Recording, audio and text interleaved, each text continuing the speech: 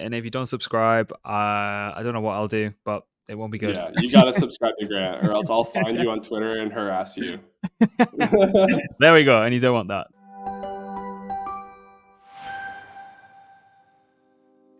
GM, just a quick one before we get going. So, as you know, the Blockmates podcast is for informational and entertainment purposes only. Certainly shouldn't be considered as financial advice. We have absolutely no idea what we're talking about half the time. So, any investment decision you do make should be based on your own research and your understanding of the risks involved. One more thing as well, there's around 50% of people who listen regularly who aren't subscribed yet. So, if you please could just do us a favor and hit the subscribe or the follow button or the like button, helps content grow, helps us grow, helps it reach more people like yourselves, and it means the world to us as well. So that's the last I'll ask of you. So yeah, let's get to the episode. All right, joined by Jack from Polygon Labs. I'll get that one right. It's just definitely not on the blockchain. But Jack, thanks for joining us. I know you're recovering from the festivities over Christmas. I'm a little bit still worse for wear myself. Hangover as you get older is a little bit worse. But how are you doing? Doing well, man. Doing well. Yeah, recovering from a bit of a bout with the flu, but crypto never sleeps, and so neither do I. And here we are, bright and early, 8 a.m. New York time, joining Grant all the way out in Bali for a block-based podcast. Let's do it. There we go. Yeah, glad you didn't say the C word, because I think YouTube scans transcripts and kind of demonetizes and all that kind of shit, even though we don't monetize anyway. But anyway, so I want to get straight to it. But before we do that, can you kind of just fill me and the audience in kind of what's your current role and what's your day to day? I know no 2 days will be the same, but kind of what's taking a lot of your mind share at the minute? Yeah, so I am head of DeFi at Polygon. Pretty trippy for me. I think I actually met Grant and the Blocksmate guys back in my old role as a researcher, and so definitely kind of full transition here. But day to day, there's Polygon's obviously a big org, right? And so I actually wrote about this a couple weeks back on Twitter, but there's kind of two parts to doing DeFi at a large org like Polygon. It's DeFi as a vertical, so that's like what you would think about on the Blockmate side when you're talking about DeFi. It's building out the dApp side. It's pure DeFi. It's perps, dexes, lending, all of those kind of different core primitives. That's like 70% of what I do, let's say. And that's something that I'm excited to get to spend some time talking about today. I think it's something that we'll really see kicking off on zk-EVM in full force over the next few weeks here. And it's been something we've spent a lot of work behind the scenes doing over the past few months.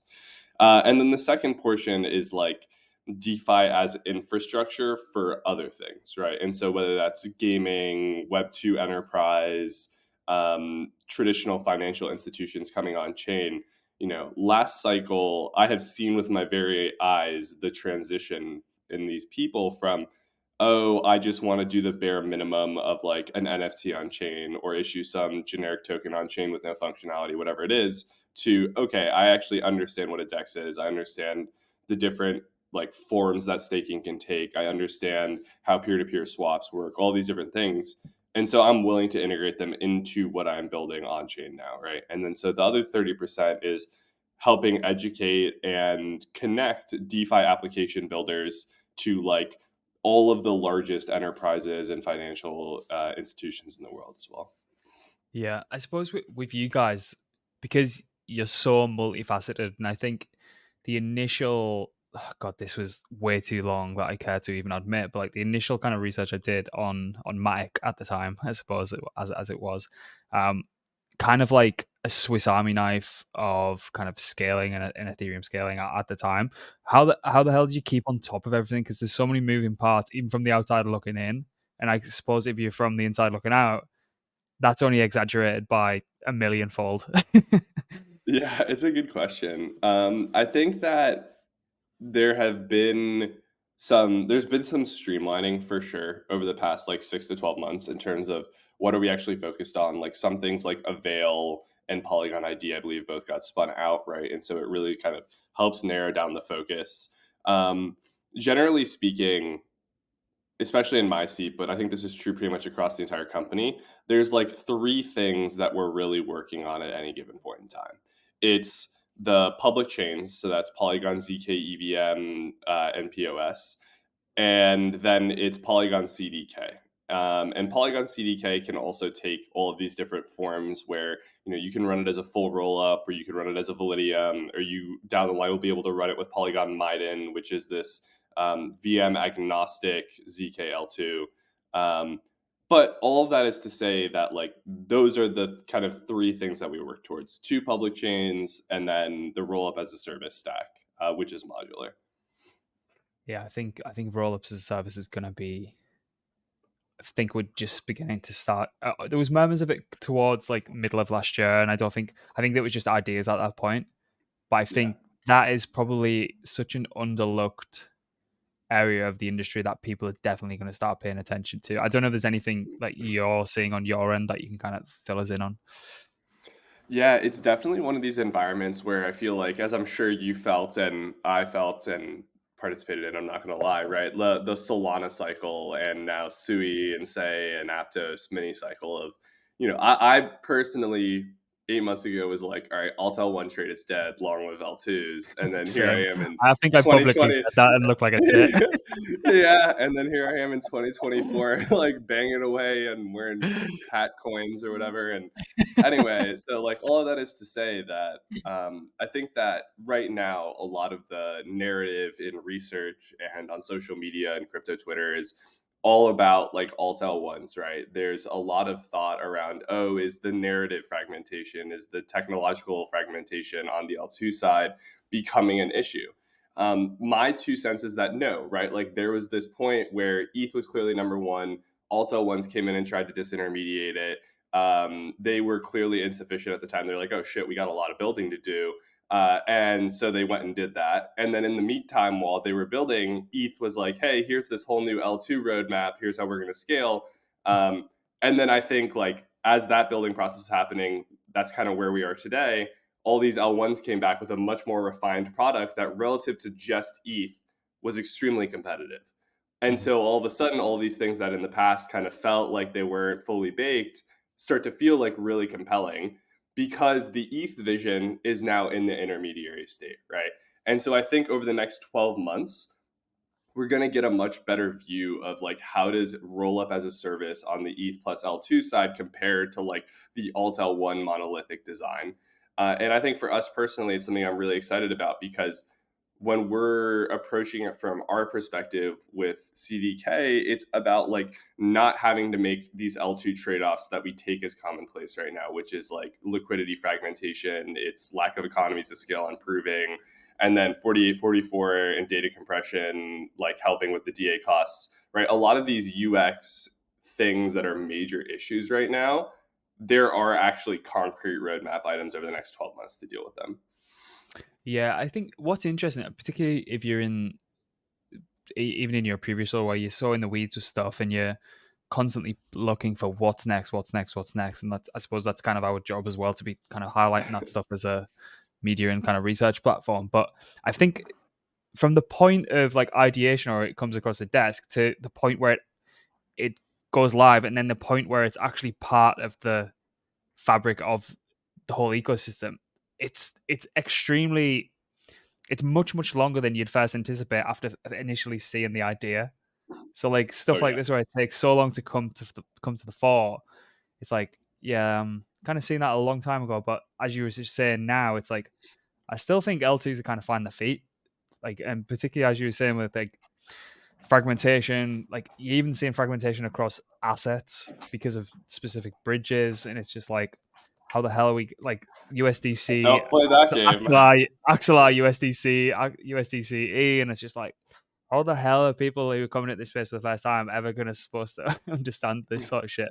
What because there is kind of multiple instances and there will be a lot getting built around the ecosystem. What's the kind of plan for interop there? Are you going to kind of outsource with kind of layer zero? Is there any kind of internal interop being built? Like, how does that look?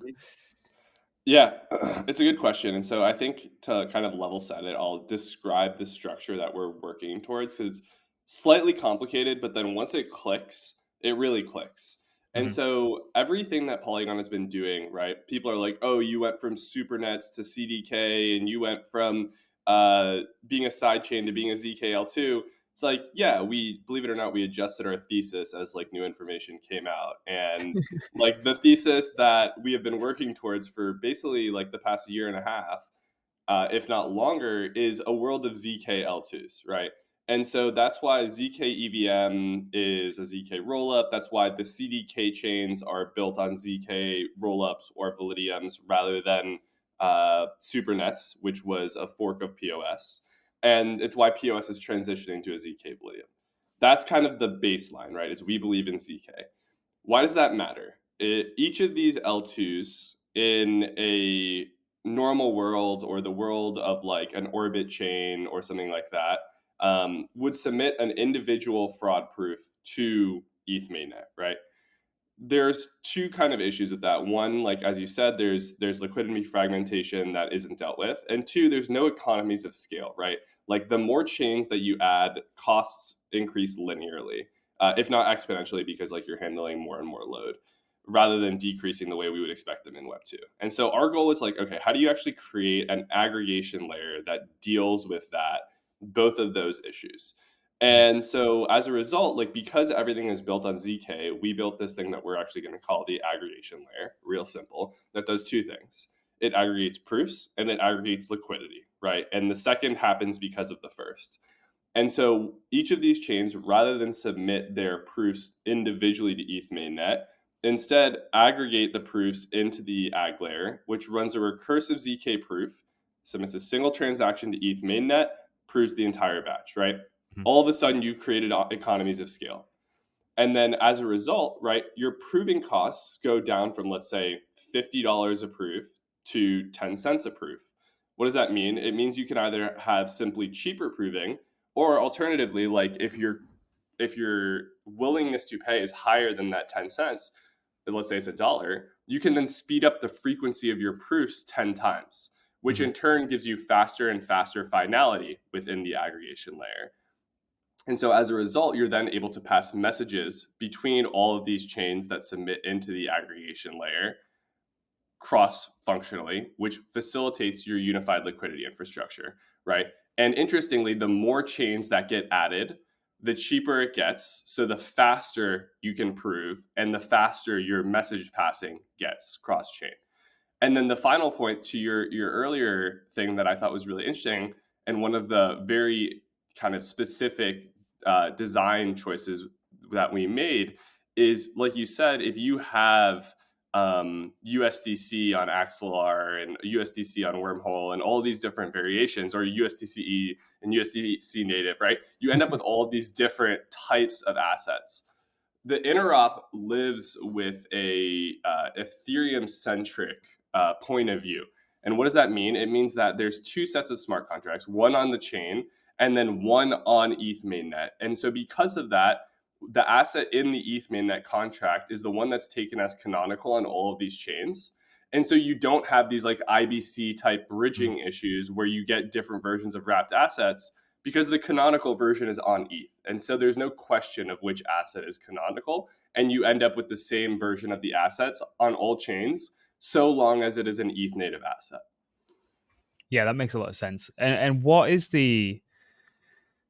So that's great for networks that are building using this stack. What does it look like if there was, like, I don't know, third party chains that are wanting to come in and see the beauty and the benefit of this? Like what's the integration look like there? Like how much heavy lifting do they actually need to do? Is it possible? Like what does that all look like?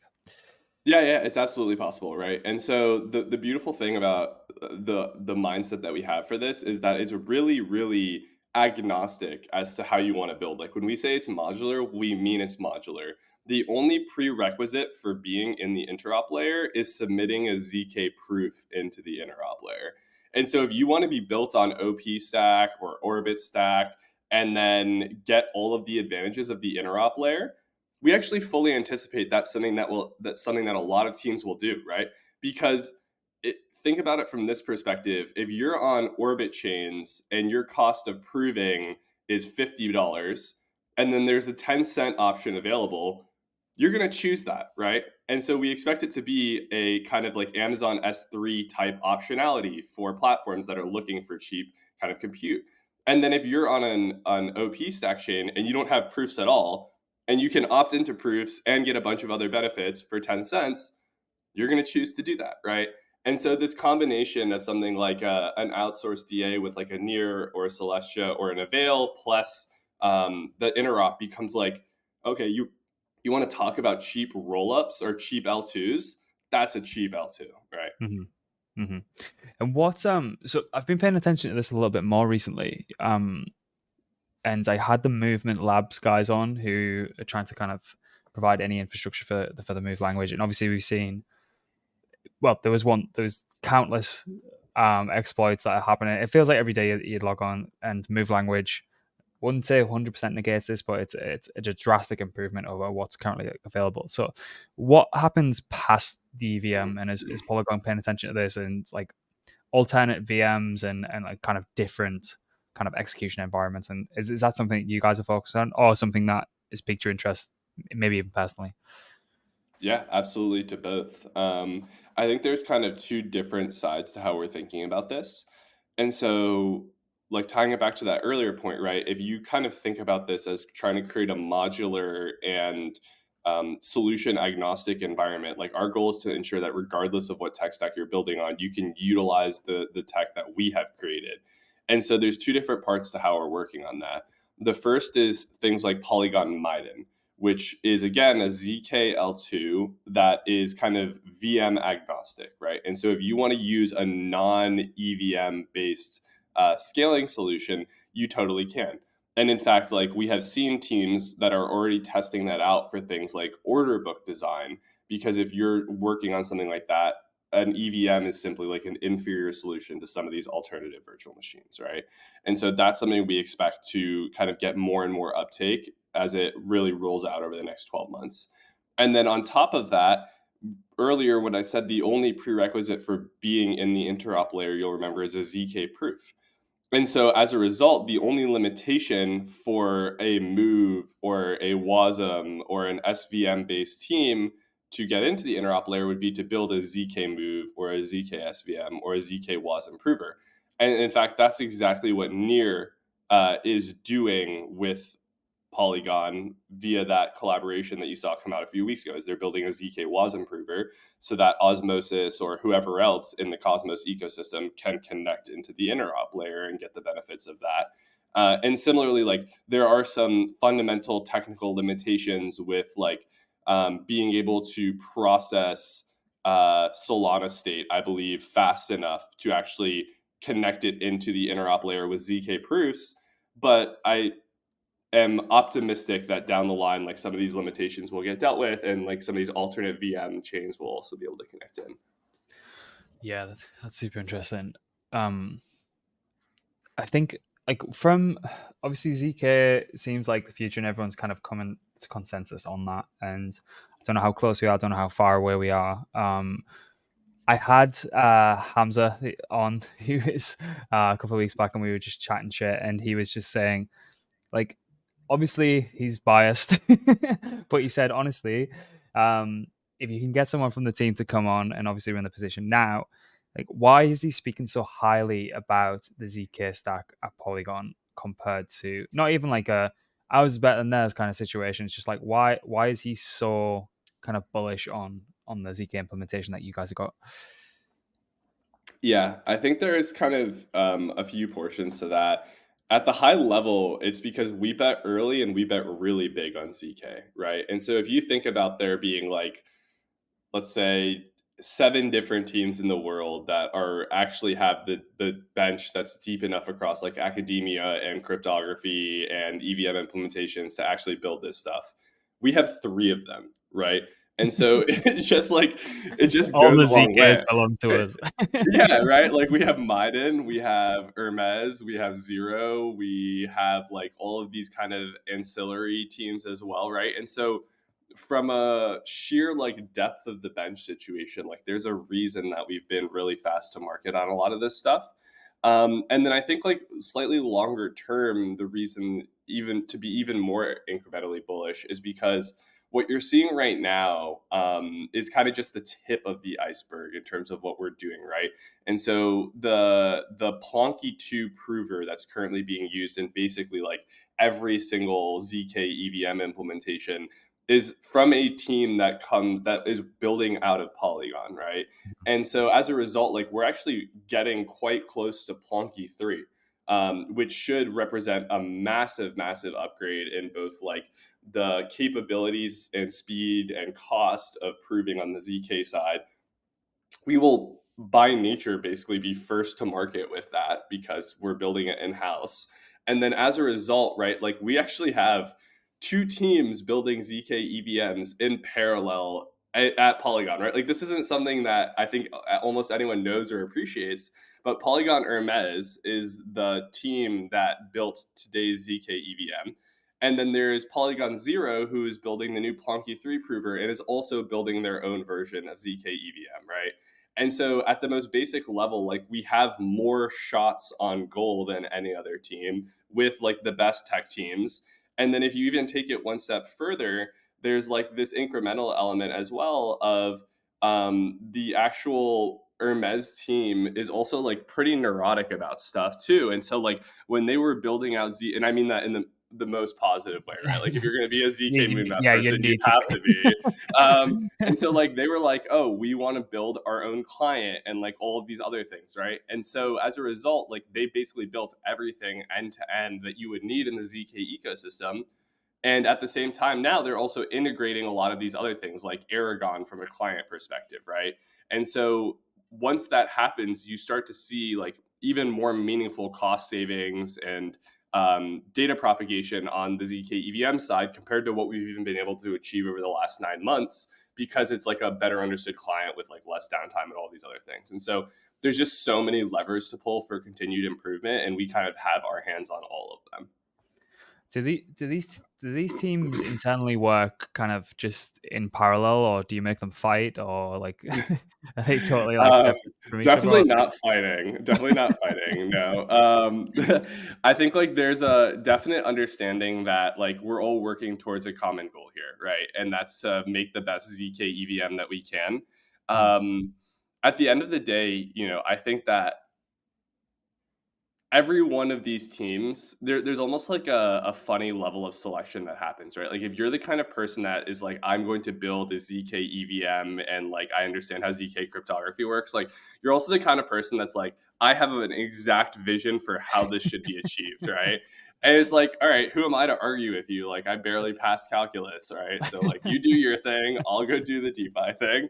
But it's also like this element of no one knows what the best solution is going to be, right? Is it going to be uploading full data? Is it going to be uploading data state changes? Is it going to be using a type 1 prover? Is it going to be using a type 2 prover? Like which solutions work for which different use cases? How should the actual VM be designed? How many opcodes matter? Like how many precompiles matter? How EVM equivalent do you need to be, right?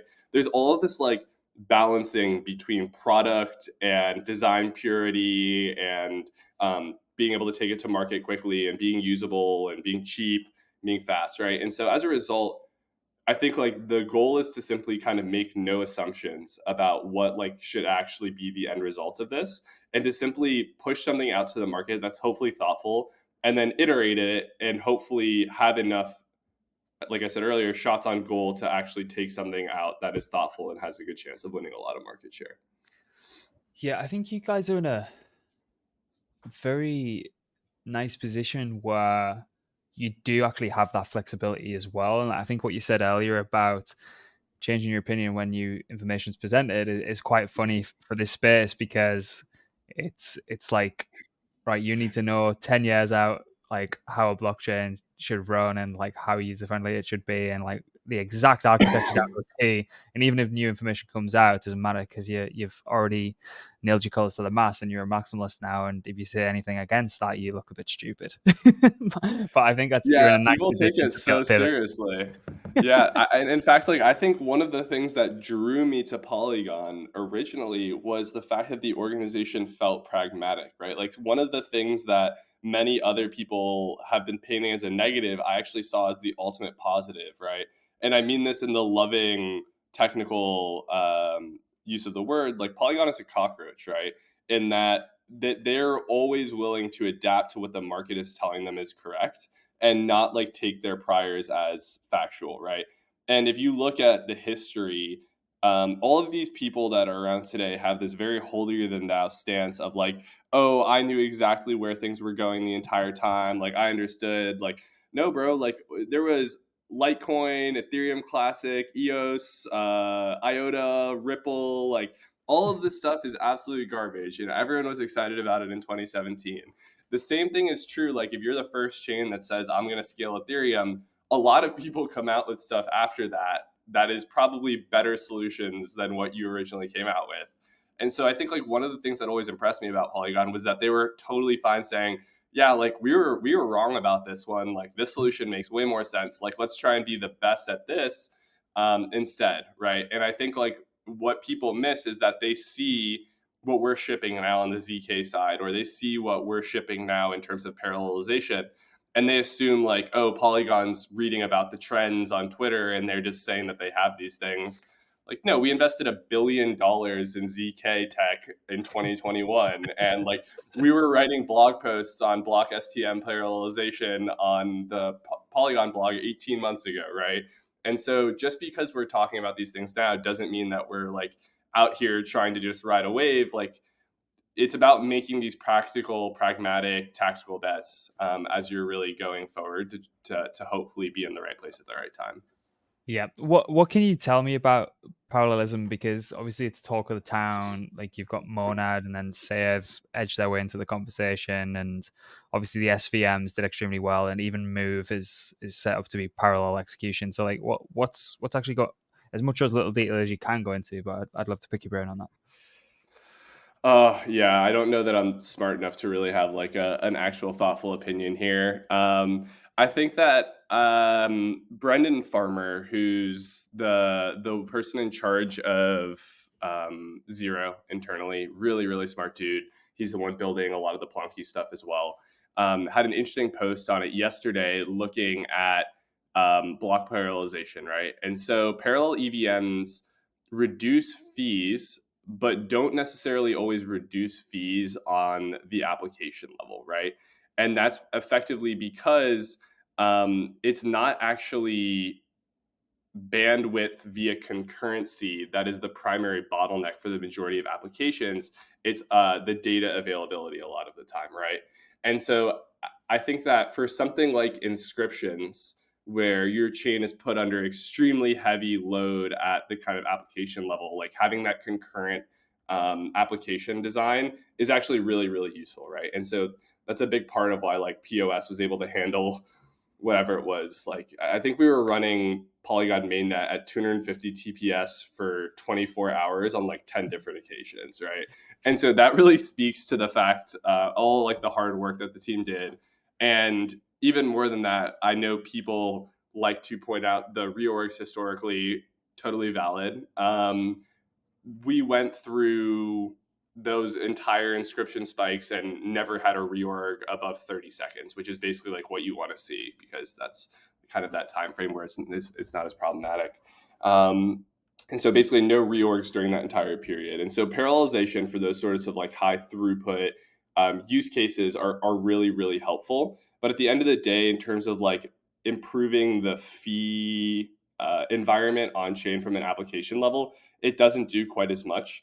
And I think like the big learning curve for me over the past 12 months has been like working on zk-EVM and basically being gifted like a blockchain in its infant state where it has nothing, right? I mean, no oracles, no graph, no Tenderly, no Gnosis Safe, no smart contracts on chain, nothing, right?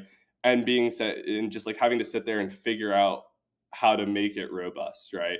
And so we've been spending a lot of time on that, and then as a result, like you end up really realizing all of the different components that come into like making this thing work at scale.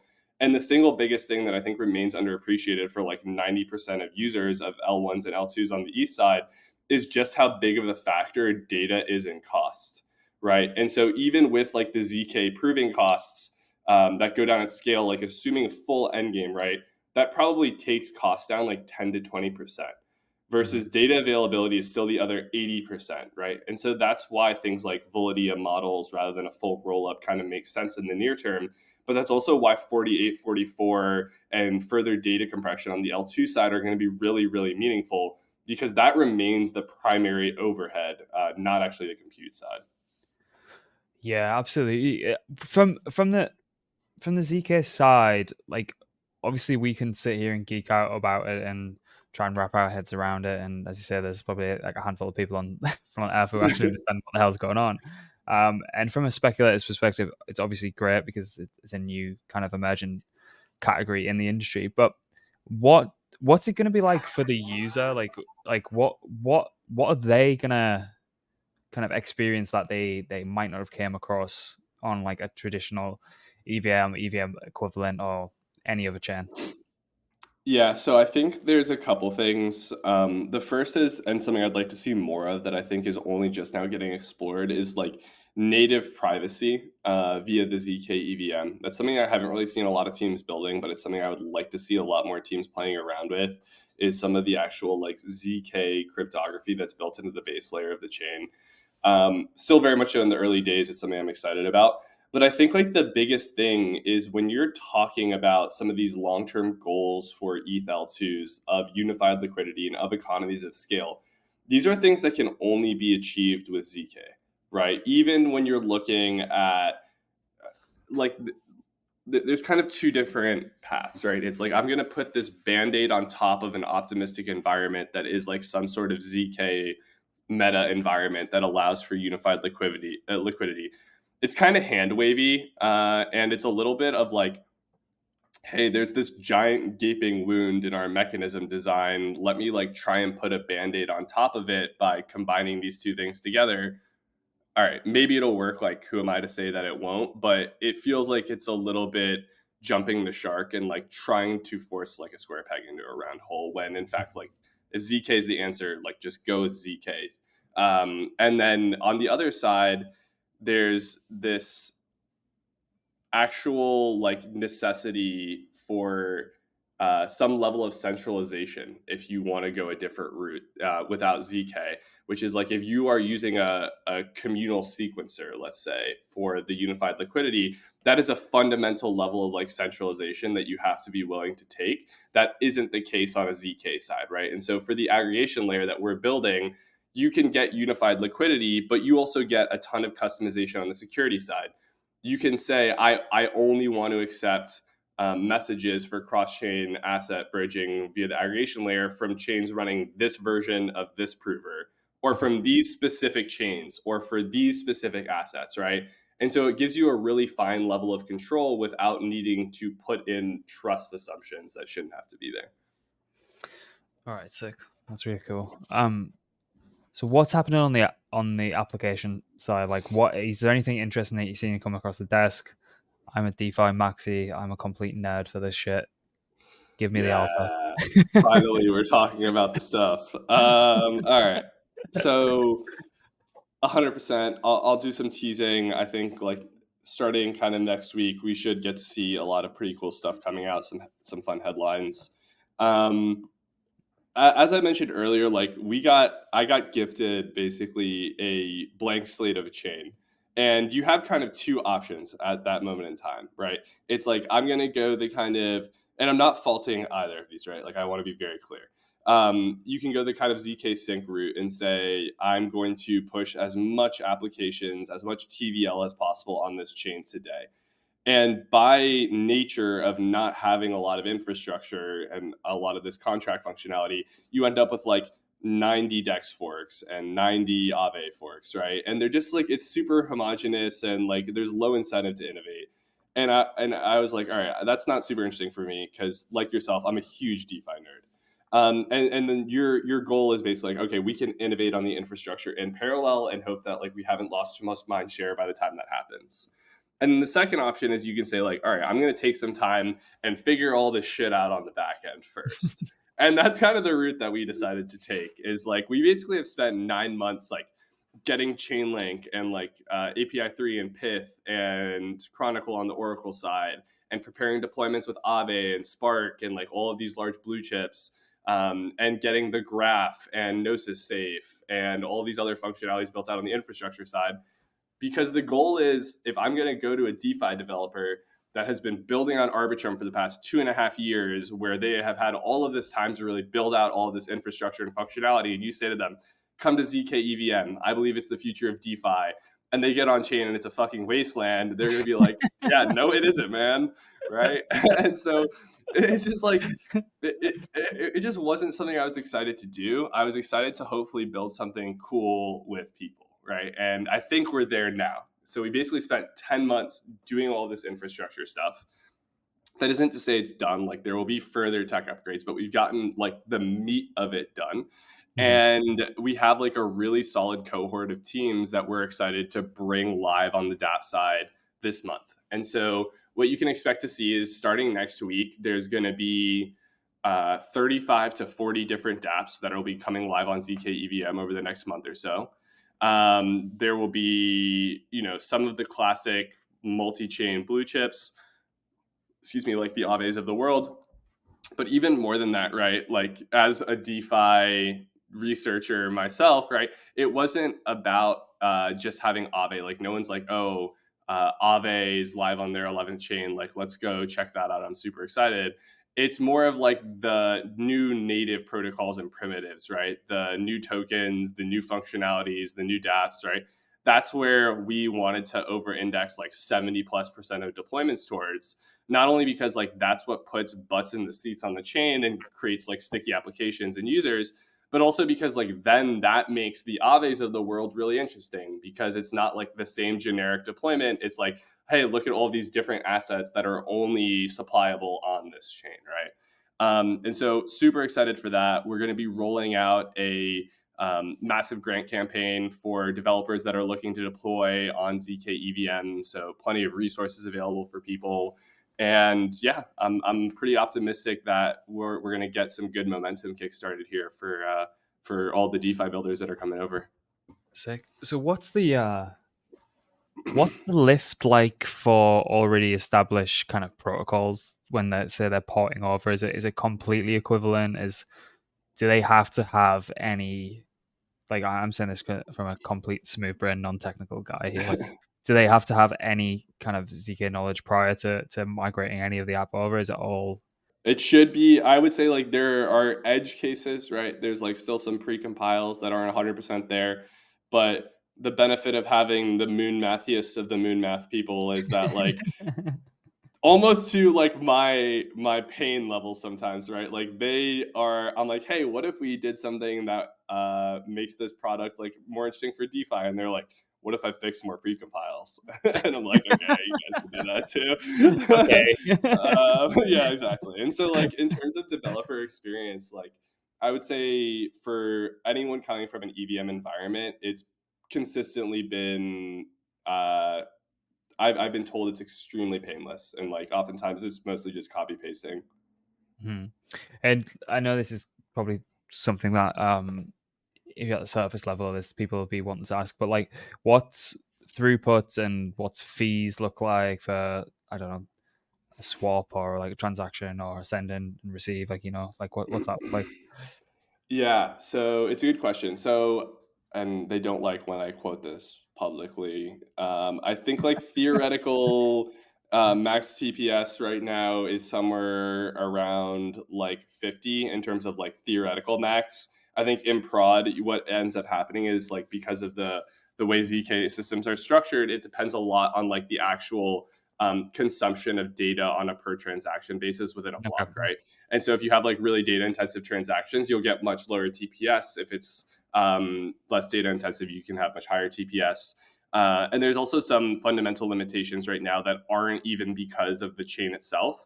Like, as I said earlier, some of it is like client side, right? And so the Hermes team built an Hermes client that is currently getting migrated to Aragon. I think that'll happen sometime by the end of the month. Once that happens as well, you get like much higher throughput with much better stability as well, for reasons outside of the core chain. In terms of fees, I think that it's something like, it's higher than I'd want it to be. It's like probably 10 cents for a to send ETH, probably like 75 cents to a buck for a swap.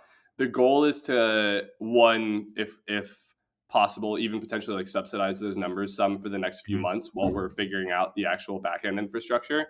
Because like I totally agree that the user experience has to be as close to possible for an optimistic rollup, while recognizing that there's a fundamental limitation that like a ZK rollup will always be more expensive because of the underlying ZK computation, right?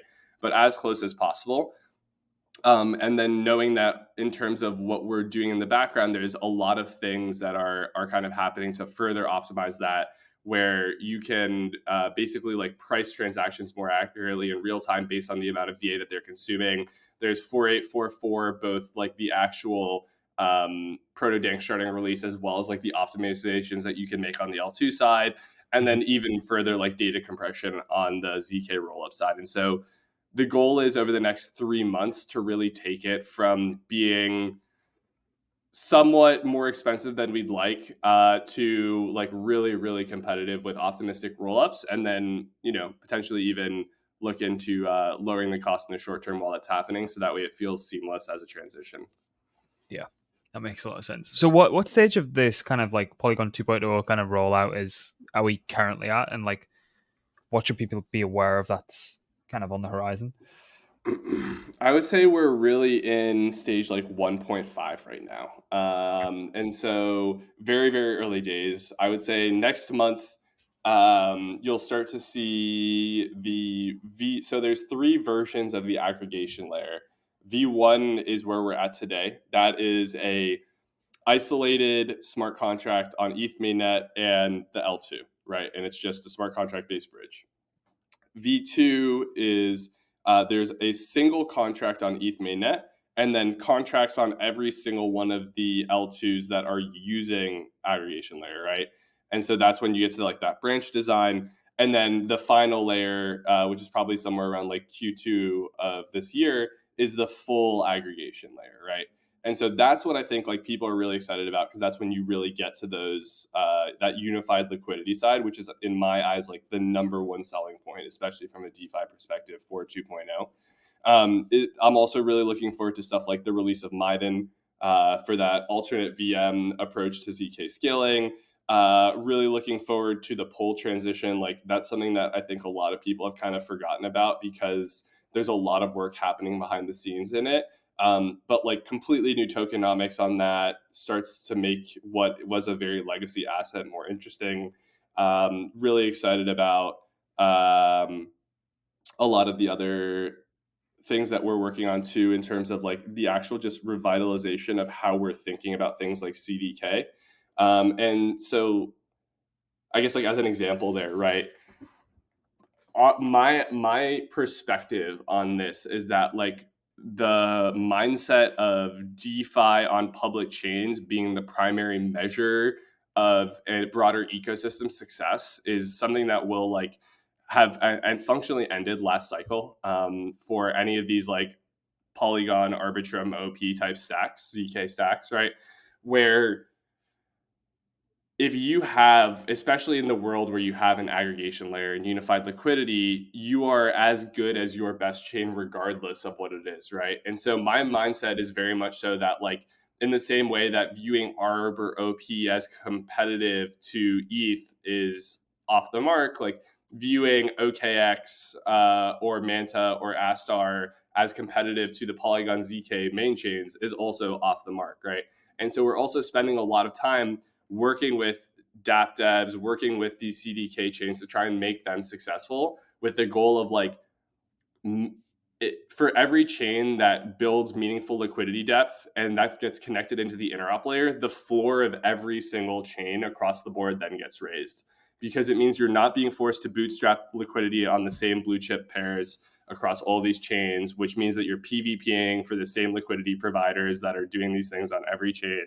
And you can focus more on like unique pairs on a per CDK chain or per public chain basis, which in turn means that liquidity is routed to wherever it's deepest for cross-chain routing and aggregation. And so if you have an environment, let's say on an optimistic stack today, where there is no unified liquidity, L2s are fundamentally competitive against each other for the exact same TVL and liquidity sets. they're bootstrapping exactly the same asset pairs. And as a result, on average, the liquidity depth of those asset pairs by nature gets lower. And so you'll see less volume executed in a cross-chain routing environment versus if you have unified liquidity where there isn't that like redundancy for bootstrapping. What you end up doing is like that's where the majority of execution will flow. So rates are higher, so volume and liquidity begets liquidity. And so we're spending a lot of time on that. Yeah, that makes a lot of sense. And it drives me absolutely mad as like if I'm actually trading. It's honestly, it drives me insane. There's certain stuff I just can't be asked getting over to there to actually purchase. And I know it's gonna increase. I know it's gonna move. I'm just like, I really can't be asked with this shit. It's just No, like, me neither. I do that shit all the time. I'm like, I know that this is a good way to speculate, but I refuse on principle to bridge to another L2. honestly, I had to verge into Osmosis land on Cosmos earlier. Jesus Christ, that was Were you playing the Say game? no. I've had Say for a while, but another interop player that might be okay over there. But honestly, the experience of getting over there was enough Pulling teeth. enough to put you off for life. No,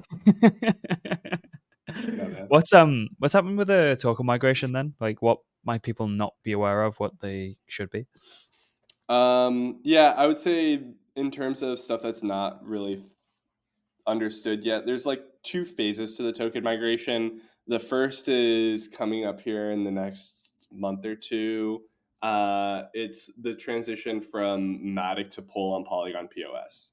And that's actually a super easy migration where anyone that holds MATIC on Polygon PoS will automatically have it converted to POL, right? And so it's pretty easy. The converter contract is already live on ETH mainnet. We'll probably spin one up on zk-EVM as well. And that basically just does one-to-one no slippage swaps from MATIC to POL. And so you don't even need to build DEX liquidity for it. You literally just send it to a contract. It sends you the correct one back. And so that's phase one. And in that phase one, there's basically just like one-to-one equivalence for the legacy versus the new. There's no upgraded tokenomics. There's nothing.